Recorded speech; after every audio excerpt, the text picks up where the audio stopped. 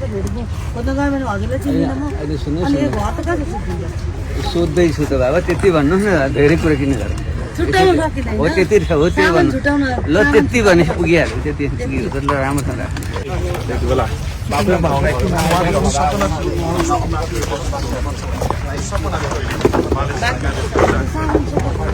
साइडलाई सामान्य एकछिन थोपार्ने।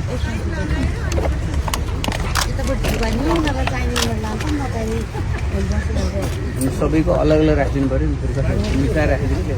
अनि अलग अलग घर त छ र अनि घर यस्तो पुरै बस्ती छ, घर त कसरी छुट्याउने? अब हजुरले यत्रो जानु भइदिन्छ, अब ऊ त्यो त भेट्नु खोज्न गयो भने हजुरले चिन्दिनँ म। अहिले सुन्नुहोस् अनि यो न, घर त कहाँ छुट्टिन्छ? सोध्दैछु त बाबा, त्यति भन्नुहोस् न, धेरै कुरा किन गर्नु? छुट्टाउनु सकिँदैन। हो त्यति हो त्यो भन्नु। छुट्टाउन ल त्यति भनेपछि पुगिहाल्यो, त्यति पुग्यो ल राम्रोसँग राख्नु।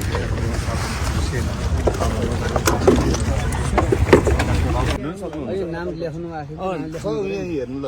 होइन, त्यहाँ गएर लेख्नु भएको यहाँ हेर्नुहोस्, 102 नम्बर परे चाहिँ यी नागरिकता यही हुनु कि उहाँहरूले राखेको ठाउँमा चाहिँ किन जानु भएन हजुर? उहाँहरूले अहिले यो नयाँ सरकार किनभने मेरो सामान्य हुन चाहिँ कुकुरको मायाले गर्दाखेरि कुकुर मेन कुकुरको मायाले गर्दाखेरि त्यो पनि सुन्छु, कुकुर होइन त्यसलाई लागेको थियो त्यो। अनि सरदान कहाँबाट झुकेर पहिला पनि बस्ती भट्काउनु, तपाईँकै पालामा बस्ती भट्काएको थियो होइन?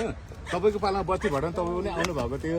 अनि त्यसपछि ऊ त्यहाँ अन्तर्वार्ता दिनुभएको थियो होइन? व्यवस्थापन गर्ने त्यो त गर्नु पर्यो त, नहुँला त व्यवस्थापन गर्नु पर्यो नि त त्यो। त्यही गर्ने सबै आज तपाईँको सपना पूर्व प्रधान, तपाईँको सपना बाला साले पुरा गर्नुभएको के भन्नु?